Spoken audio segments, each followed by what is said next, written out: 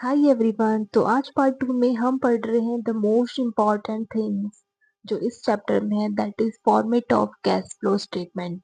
अगर आपने फॉर्मेट सीख लिया कैश फ्लो स्टेटमेंट में तो आपको इलस्ट्रेशंस करते टाइम, एमसीक्यू करते टाइम कोई भी प्रॉब्लम नहीं आएगी, क्योंकि अगर आपको फॉर्मेट पता है कौन सी चीज कहाँ पे जाती है, कौन सी चीज ऑपरेटिंग में आती है, कौन सी इन्वेस्टिंग में आती है, कौन सी फाइनेंसिंग में आती है, तो आप इजिली सारे एमसीक्यूज या सारे illustrations easily numerical question solve कर सकते हो। तो सबसे पहले ना फॉर्मेट तो देखेंगे आज कैश फ्लो स्टेटमेंट में, लेकिन उसी के साथ हम सीखेंगे जो फॉर्मेट में जो चीजें आती हैं, लाइक जो ऑपरेटिंग एक्टिविटीज के अंदर आ रही है, इन्वेस्टिंग एक्टिविटीज के अंदर आती है, फाइनेंसिंग एक्टिविटीज के अंदर आ रही है, वो चीजें क्या है। ठीक है, वो कौन सी हेड्स हैं और क्यों ले रहे हैं। बेसिकली सबसे इंपॉर्टेंट जो चीजें होती है, स्कूल टाइम पे पढ़ा होता है कि कैश फ्लो स्टेटमेंट में ऑपरेटिंग में ये आ गया, इन्वेस्टिंग में ही आ गया, फाइनेंसिंग में ही आ गया, लेकिन हमें क्या ना पता ही नहीं होता है कि एक्टिविटीज में आया क्यों। और जब तक हमें क्यों का जवाब पता नहीं होता ना, तो हमें क्या है, हमेशा हम रटते हैं चीजों को, हम उसे कभी समझ ही नहीं पाते हैं कि ये चीज यहाँ पे क्यों आई है। लेकिन जब हमें क्यों का मतलब पता चल जाता है ना कि डेप्रिसिएशन क्यों आया है, ऑपरेटिंग में नेट बिफोर टैक्स में कौन सी चीजें ली है, तो हम चीजों को रटते नहीं है, और ये हमें क्या लॉन्ग टर्म के लिए याद रखने के लिए इम्पोर्टेंट है। ठीक है, तो सबसे पहले हम देखेंगे जो हमारी फर्स्ट एक्टिविटी आती है वो है cash flow from operating activities.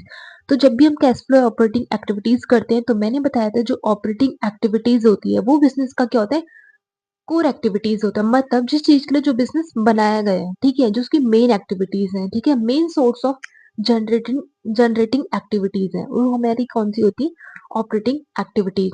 तो सबसे पहले जो हम देखते हैं इसमें नेट प्रॉफिट बिफोर टैक्स। ठीक है, तो कैश फ्लो में सबसे पहले हम नेट प्रॉफिट बिफोर टैक्स निकालते हैं। अभी नेट प्रॉफिट बिफोर टैक्स को निकालने के लिए ना हमें बहुत सारी चीजों को ऐड करना होता है। ठीक है, तो इसके लिए भी एडजस्टमेंट होती है टैक्स।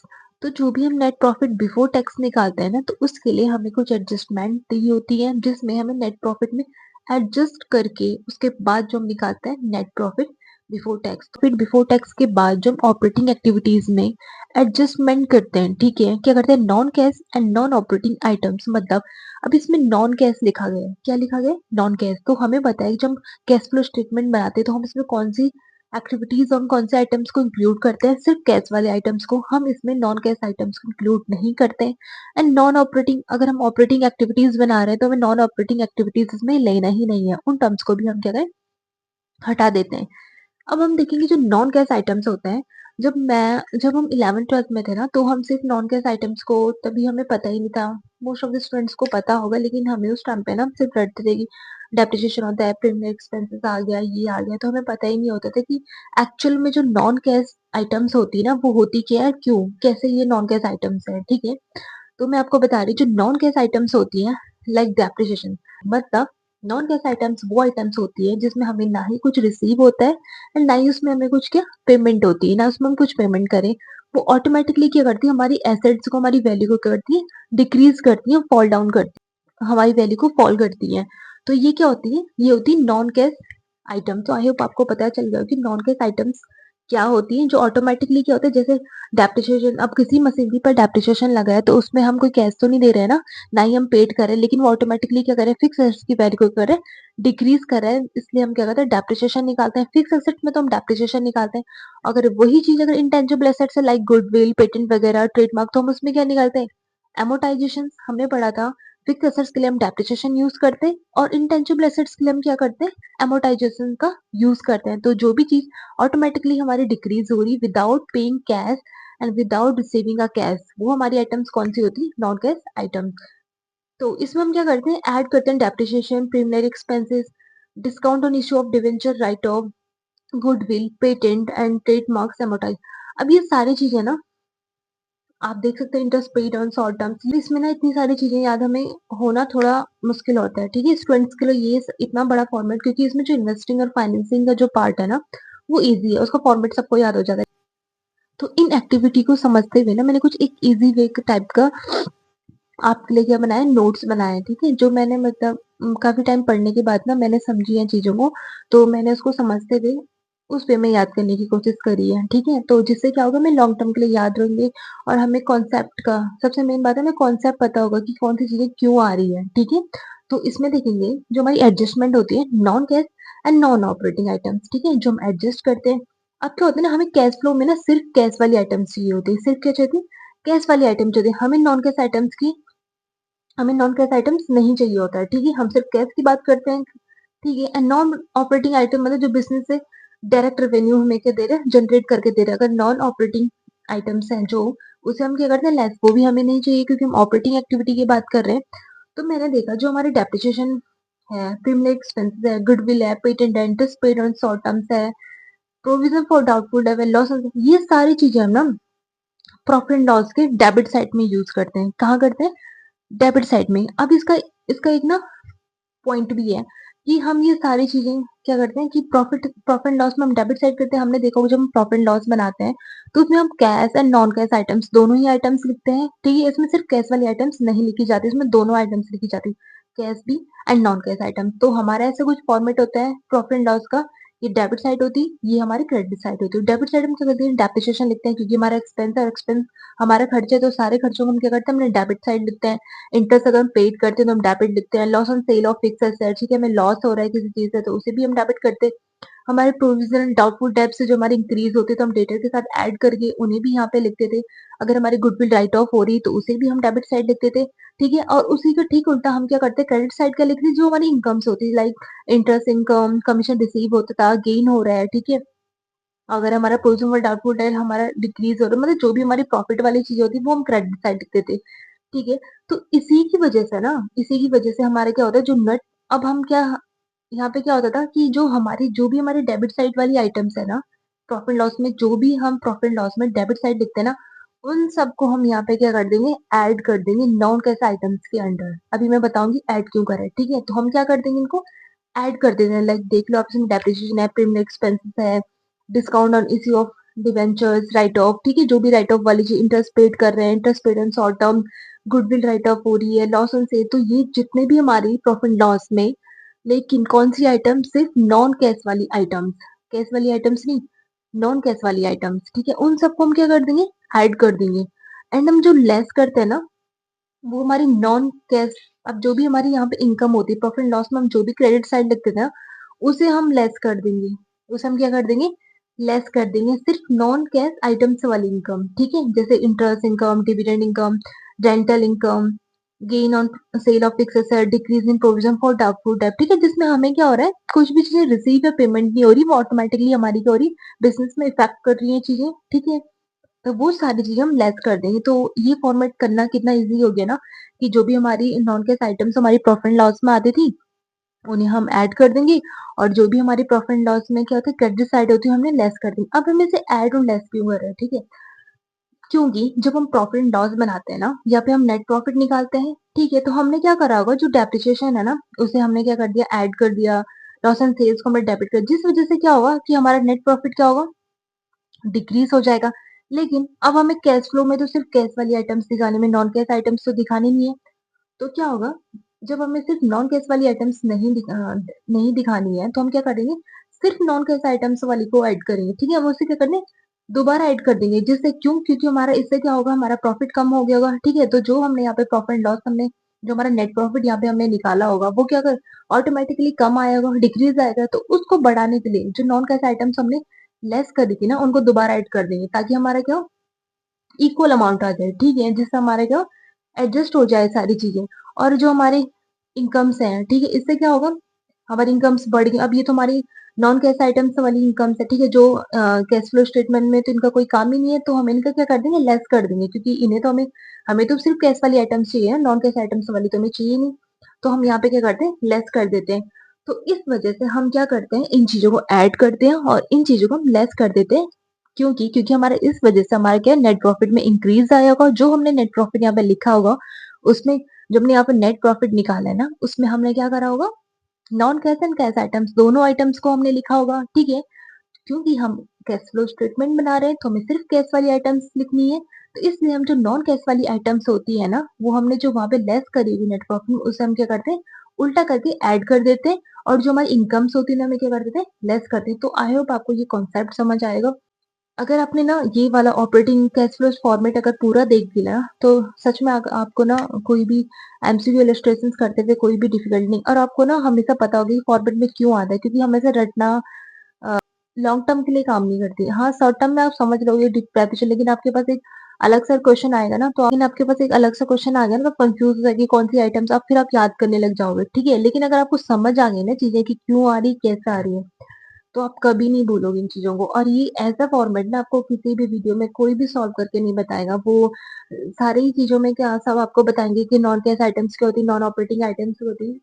एज ए स्टूडेंट मुझे पता है कि हमें कई बार क्या होता है, नॉन कैश आइटम्स ही पता नहीं होती कि नॉन कैश आइटम्स है क्या, नॉन ऑपरेटिंग इनकम्स क्या है, क्यों हम इनको लेस करें। एड हमने जब मैं क्वेश्चन सॉल्व कर रही थी ना कुछ टाइम पहले, या 1-2 साल पहले, जब मैं, ठीक है, तो मैं क्या करती, मैं इसको, मैंने भी ऐसे याद कर रखा था डेप्रिसिएशन, पर मुझे उस टाइम पे भी कंफ्यूज होता था कि ये डेप्रिसिएशन हम ऐड क्यों कर रहे हैं, डेप्रिसिएशन हमारा एक्सपेंस है तो इसको हमें लेस करना चाहिए। तो इस चीज में ना मैं बहुत कंफ्यूज होती कि इनकम हम क्यों लेस कर रहे हैं, इसे हमें तो ऐड करना चाहिए था, ये हमारी इनकम है।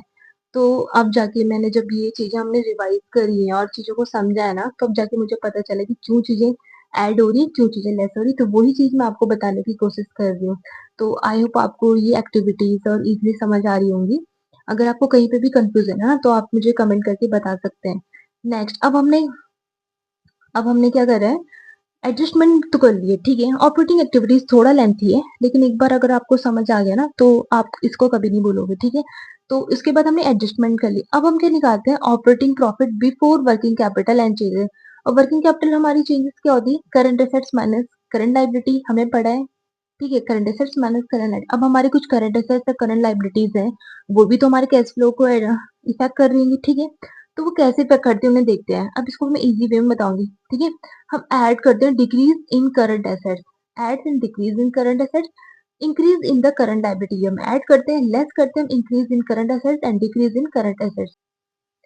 सॉरी, यहाँ पे आएगा करंट लाइबिलिटी, यहाँ पे आएगा current liability, increase in current assets and decrease in current liability. अब ये कैसे हुआ, ठीक है।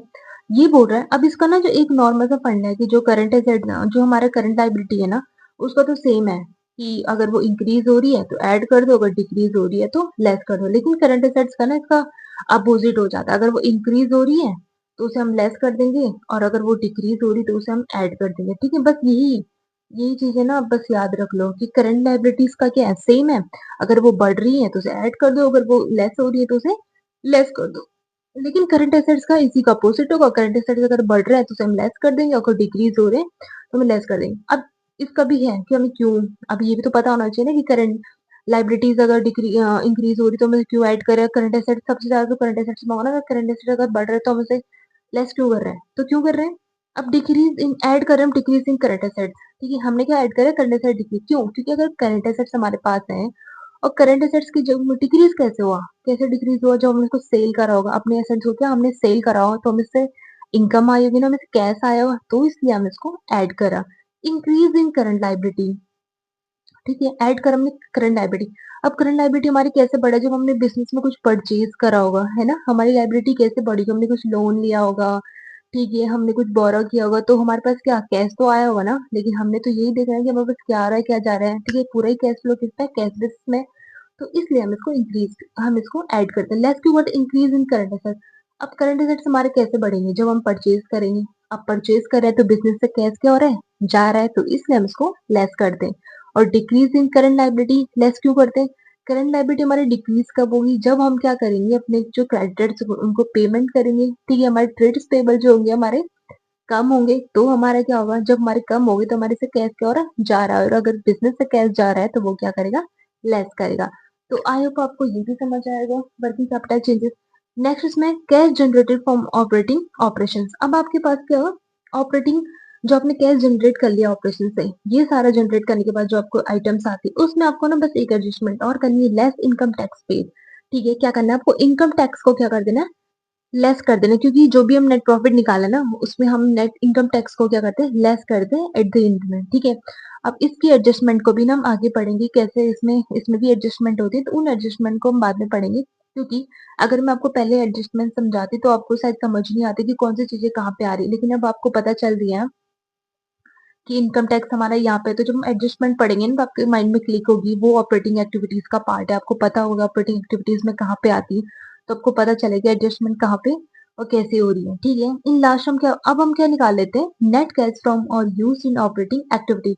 लास्ट में हमारा आ जाता है नेट कैश फ्रॉम। अगर हमारे पास पॉजिटिव में आंसर आएगा तो हमारे प्लस में आएगा, फ्रॉम आ रहा है। अगर हमारा यूज का मतलब होता है माइनस, नेगेटिव वैल्यू, मतलब क्या आ रही है हमारा, नेगेटिव में आ रही है वैल्यू, तो हमारी एक्टिविटीज क्या आई, हमारा फाइनल। तो ऑपरेटिंग एक्टिविटी समझ आ गया, तो ये हमारा ऑपरेटिंग एक्टिविटीज का पार्ट है, द मोस्ट इंपॉर्टेंट पार्ट। ठीक है, मोस्टली जो क्वेश्चन होते हैं ना वो ऑपरेटिंग एक्टिविटीज से आता है, क्योंकि ये थोड़ा कंफ्यूजन पार्ट है। ठीक है, लेंथी भी है और कंफ्यूजन पार्ट भी है। तो अब आप नेक्स्ट हम पढ़ेंगे investing activities.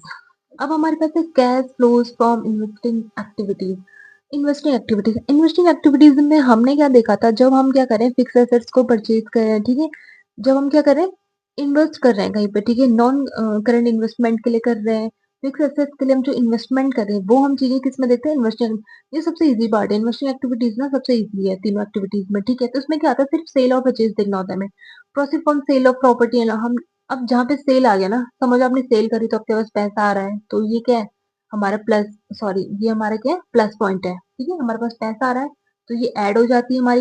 Proceed from sale of intangible assets like goodwill, अब हमने सेल को इंटेंजिबल एसेट्स किया, हमने सेल करा गुडविल को, तो भी हमारे पास पैसा आ रहा है, तो ये सारी हमारी क्या ऐड वाली item. Proceed from sale of non current, हमने नॉन करंट इन्वेस्टमेंट को सेल करा तो हमारे पास पैसा आएगा। इंटरेस्ट एंड डिविडेंड रिसीव, ये थोड़ा समझने वाला है, इंटरेस्ट एंड डिविडेंड रिसीव। अब हमारा इंटरेस्ट एंड डिविडेंड रिसीव हमारा यहाँ पे ऐड कैसा होता है, इंटरेस्ट और डिविडेंड हमें कब मिलता है, ये तो हमने जब हमने शेयर परचेज करा होगा ना, ठीक है, तो हमें क्या, हमारा डिविडेंड रिसीव मिला होगा, हमें डिविडेंड मिलेगा। अगर हम शेयर को परचेज कर रहे हैं, यहाँ पे शेयर परचेज आता है, यहाँ पे क्या आता है शेयर परचेज। अगर शेयर इश्यू होता है ना, शेयर इश्यू होता है तो वो किसका पार्ट है, फाइनेंसिंग का पार्ट, जो हम अभी पढ़ेंगे। बस दो चीजों का आप क्या डिफरेंस याद रखना है, अगर शेयर को परचेज कर रहे हैं तो इन्वेस्टिंग का पार्ट है, और शेयर को अगर इश्यू कर रहे हैं तो वो फाइनेंसिंग का पार्ट है। अब इंटरेस्ट कहाँ से मिलेगा, अगर हमने कोई इन्वेस्टमेंट करी है तो उससे हमें इंटरेस्ट मिलेगा, वो भी इन्वेस्टिंग का पार्ट है। जब हमने कहीं पे इन्वेस्ट करा होगा तभी तो हमें इंटरेस्ट मिल रहा होगा, तो वो हमारे किसका पार्ट है, इन्वेस्टिंग का पार्ट है। रेंट रिसीव, ठीक है, हमने कोई बिल्डिंग्स बना दी, कहीं पे इन्वेस्ट करा है तो ही हमें रेंट मिल रहा है ना, तो वो हमारा इन्वेस्टिंग का पार्ट है। अब ये सारी हमारी क्या लेस वाली आइटम्स हैं, ये हमारी ऐड वाली आइटम्स है जो हम ऐड करेंगे इन्वेस्टिंग में। ये लेस परचेज ऑफ प्रॉपर्टी, अब हमने परचेज मतलब ठीक इसी का अपोजिट है। हमने क्या करा, प्लांट एंड इक्विपमेंट हमने सेल करी तो ऐड कर दिया। अब हमने property and plant and equipment क्या करा, परचेज करा, तो ये हमारे क्या लेस का पार्ट है। Purchase of intangible assets like same है, इन्वेस्टिंग में सीधा परचेज एंड सेल का पार्ट देना, सेल हो रही है आप देख लें, अगर सेल हो रही है तो हमें ऐड करना है, और अगर परचेज कर रहे हैं हम तो उसे लेस करना है। बस इसमें इंटरेस्ट देख लेना, अगर इंटरेस्ट और डिविडेंड रिसीव हो रहा है तो वो इन्वेस्टिंग का पार्ट है, बस इसमें ये एक अलग है, बाकी सारा purchase of non current investment, अगर हम परचेज करें तो हमसे कैश जा रहा है तो इसलिए हम इसको क्या करेंगे, ये भी हमारा क्या लेस का पार्ट है, इसे हम क्या करेंगे लेस करेंगे। देन हमारे पास आ जाएगा नेट कैश फ्रॉम और use in investing activity. Use अगर लेस में, अगर नेगेटिव वैल्यू आ रही है तो यूज होगा, और अगर पॉजिटिव वैल्यू होगा तो net cash from investing activities. तो हमारा इन्वेस्टिंग का पार्ट भी खत्म। तो इन्वेस्टिंग के पार्ट में कुछ ज्यादा इंपॉर्टेंट है नहीं, अब थोड़ा समझने वाला है। फिर फाइनेंसिंग का पार्ट इतना नहीं है, बट फाइनेंसिंग भी थोड़ा इंपॉर्टेंट है क्योंकि इसमें काफी सारी चीजें आ जाती है।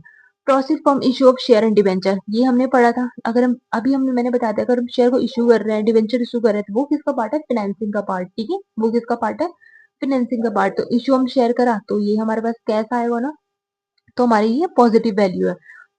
ठीक है, जब भी हम शेयर को इश्यू करेंगे, डिबेंचर इश्यू करेंगे, तो कंपनी के पास क्या आएगा, बिजनेस के पास क्या आ रहा है, पैसा आ रहा है। तो अगर पैसा में कैश रिसीव हो रहा है तो हमारे पॉजिटिव पार्ट है। Proceed from other long term borrowings, ठीक है, हमने क्या करें, अदर लॉन्ग टर्म बोरिंग्स हमने पैसा रेज करा है तो वो भी हमारा ऐड होगा। ठीक है, वो भी हमारा पॉजिटिव पार्ट है। Proceed from short term borrowings, ठीक है, जिससे भी हमने क्या करा है, अगर हमने बोरो करा है, हमने शेयर इश्यू कर रहे हैं, जिससे भी बिजनेस के पास पैसा आ रहा है वो सारी चीजें क्या होंगी, ऐड होंगी। And increase in the balance of bank overdraft और कैश क्रेडिट, ठीक है, अगर बैंक ओवरड्राफ्ट का बैलेंस क्या हो रहा है, बढ़ रहा है। ठीक है, अगर हमने देखा था जो बैंक ओवरड्राफ्ट है ना, इसके भी मतलब दो, इसके जो होता है ना दो एडजस्टमेंट होती है, ये दो जगह आती है, तो ये ऑपरेटिंग का पार्ट भी है और ये फाइनेंसिंग का पार्ट भी है। ठीक है, तो बैंक ओवरड्राफ्ट हमने वहां पे भी देखा था, लेकिन हम जो अगर इंक्रीज, अगर हम बैलेंस क्या रहे, हम बोरोड कर रहे हैं, ठीक है, बैंक ओवरड्राफ्ट हमारा इंक्रीज हो रहा है, तो वो हमारा किसका पार्ट है, फाइनेंसिंग का पार्ट है। Decrease in the balance of, अगर हमारा बैंक ओवरड्राफ्ट करो डिक्रीज हो रहा है, इसका मतलब हमने पेमेंट कर दिया, ठीक है, तो वो हमारा क्या, माइनसिंग, वो हमारा क्या नेगेटिव पॉइंट है, तो हमारा क्या होगा, लेस हो जाएगा, क्योंकि इससे क्या हो रहा है, बिजनेस से पैसा जा रहा है। तो ये हमारी एड वाली आइटम्स थी। अब हम इसकी लेस वाली आइटम्स देखेंगे कि इससे हम क्या क्या लेस करते हैं। Payment of interim dividend. अब इंटरिम डिविडेंड क्या होता है, सबसे पहले इंटरिम, इसके बारे में हम अभी पढ़ेंगे एडजस्टमेंट, लेकिन इंटरिम डिविडेंड क्या होता है, जो उसी साल प्रपोज होता है और उसी साल क्या होता है, पेड होते हैं। मतलब कंपनी ये करती है बीच में, जब उनके पास थोड़ा बहुत क्या पैसा होगा, कंपनी के पास अच्छा प्रॉफिट होगा, तो वो क्या करती है, शेयर होल्डर को खुश करने के लिए क्या करती है, शेयर होल्डर को क्या करती है, पेड कर देती है बीच में ही, डिक्लेयर, मतलब उसी टाइम क्या करते हैं, वो डिक्लेयर करते हैं, उसी टाइम क्या करते हैं, पेड भी कर लेते हैं उसी साल। तो इसलिए हमें ये फाइनेंसिंग का पार्ट है, तो ये उसी साल, ये करंट, इसमें करंट प्रीवियस ईयर नहीं होता, ये जिस साल का होता है उसी साल ये क्या होता है, जिस साल ये डिक्लेयर होता है उसी साल ये पेड हो जाता है। तो अगर हमने पेमेंट करी तो हमसे जाएगा, पैसे बिजनेस से जा रहा है, तो ये लेस का पार्ट है। Payment of propose dividend of previous year. Propose dividend मैंने पढ़ाया भी था शॉर्ट्स में। जो प्रपोज डिविडेंड होता है ना, वो क्या होता है, प्रपोज डिविडेंड हमेशा ना, अगर नेक्स्ट ईयर के लिए प्रपोज है, हमने प्रपोज का मतलब ये नेक्स्ट ईयर के लिए, हमने इस साल हमने डिक्लेयर कर दिया, लेकिन जो हम पेड करेंगे ना वो नेक्स्ट ईयर करेंगे। इसलिए जो प्रपोज डिविडेंड का जो हम बैलेंस लेते हैं ना, वो हम इसे प्रीवियस ईयर का लेते हैं, क्योंकि जो पिछले साल का प्रपोज जो होगा ना, वो ही इसी साल क्या होगा, पेड होगा, तो इसलिए हम प्रीवियस ईयर के आइटम्स को लेते हैं। अगर इसमें भी पेमेंट हो रही तो ये भी लेस होगा। इसको भी अभी पढ़ेंगे। Interest paid on short terms loan, ठीक है, जो भी हम इंटरेस्ट पेड कर रहे हैं short terms and long terms boring, वो भी हमारा नेगेटिव पार्ट है, क्योंकि वो भी क्या हो रहा है, बिजनेस से कैश जा रहा है। उसके बाद हमारा interest paid on bank overdraft cash credit, मतलब जो भी हम पेड करते हैं इंटरेस्ट बैंक ओवरड्राफ्ट में, वो हमारा फाइनेंसिंग एक्टिविटीज का पार्ट है। रिपेमेंट ऑफ लोन्स, ठीक है, लोन्स का हम रिपेमेंट कर रहे हैं तो कैश जा रहा है बिजनेस से, इसलिए negative. Redemption of debenture, debenture को हम रिडीम कर रहे हैं, तो ये भी नेगेटिव पार्ट। देन हमारा आ जाता है नेट कैश फ्रॉम और यूज इन फाइनेंसिंग एक्टिविटी। तो ये थे हमारे एक्टिविटीज जो हमने पढ़ी हैं आज, operating, investing and financing activity and financing active. तो आई होप आपको कैश फ्लो का फॉर्मेट आज समझ आया होगा और आपको ये फॉर्मेट आज रखने की जरूरत नहीं पड़ेगी। इस वीडियो के बाद आप फॉर्मेट को समझ भी जाएंगे एंड इससे रिलेटेड जो क्वेश्चंस होंगे उन्हें भी सॉल्व करेंगे। तो नेक्स्ट वीडियो में हम इसके एडजस्टमेंट देखेंगे मोस्ट इम्पॉर्टेंट एंड उसके कुछ प्रैक्टिकल क्वेश्चंस, एंड उसके बाद हम लास्ट वीडियो में जाएंगे एमसीक्यू। अगर आपको मेरी वीडियो पसंद आती है तो please subscribe and like my channel and thank you for watching.